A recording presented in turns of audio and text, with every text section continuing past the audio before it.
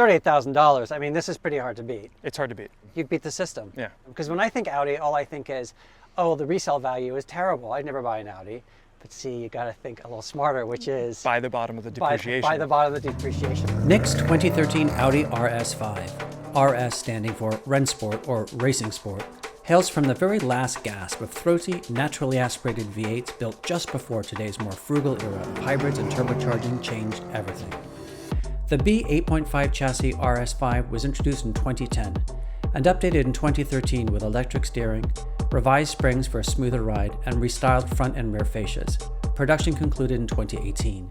The RS5's heart and soul is its sonorous 4.2-liter V8 with 8,500 RPM redline, 450 horsepower, and 317 pound-feet of torque. But no conversation about the RS5 would be complete without also taking a quick peek at its two like-minded V8-powered compact competitors of this same era. The lighter, less powerful E92 BMW M3 with 4 liters, 420 horsepower, and 310 pound-feet of torque.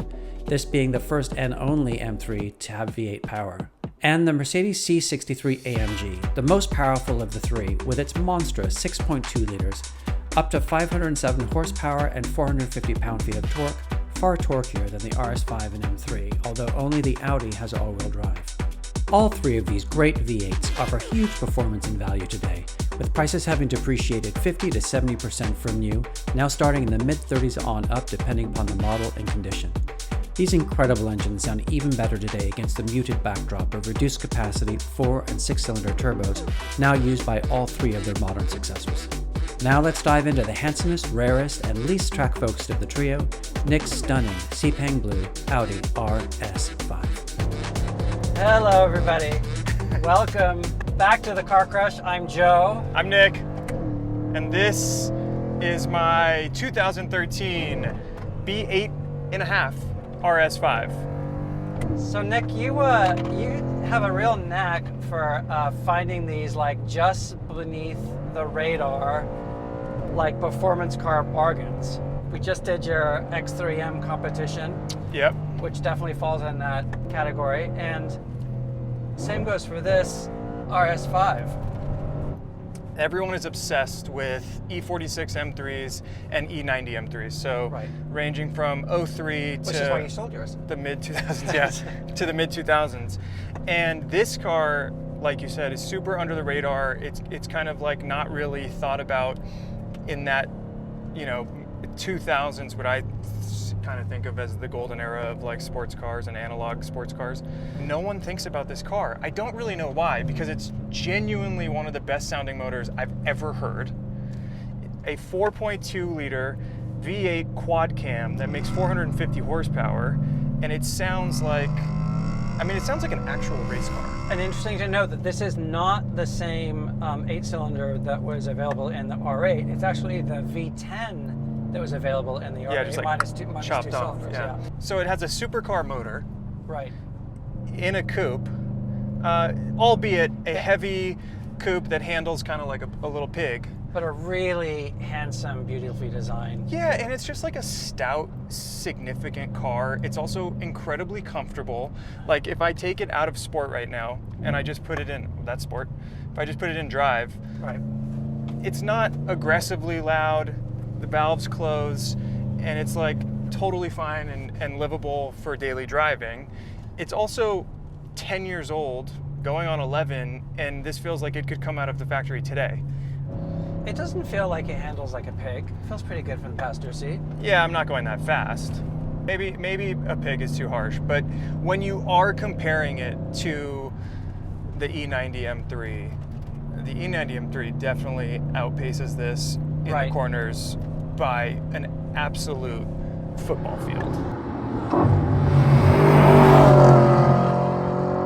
A lot of people love the titanium exhaust from the factory, which this car didn't have, but you've upgraded the exhaust. Yeah, so it has a Miltech exhaust on it. Okay. I have upgraded suspension, so I have coilovers on it. I have a tune from APR. I put on the rims and tires, and then I put in the Eventury intake. The carbon fiber. The carbon fiber. Yep. The calipers from factory come in a very similar blue to this blue, so I upgraded to yellow. Okay, here we go. And it has paddles. It does have paddles. Yeah. It's not uncivilized, okay? I see what you mean. She's kind of. It's piggish. She's a slightly sloppy girl. Yeah, I wasn't kidding. Oh, How are the brakes? good. You're smart because you buy these cars at the bottom of the market. Unless you've got so much money that you're just not thinking about it. Yeah. Unless you've got so much money that you're spending $85,000 on a brand new Audi in 2013. Right. Somebody who bought this car was either hadn't considered or just didn't care that this car was going to be worth half its value In not that long. in like Audis, in like 2 years. yeah, Audis depreciate at a sort of astronomical rate.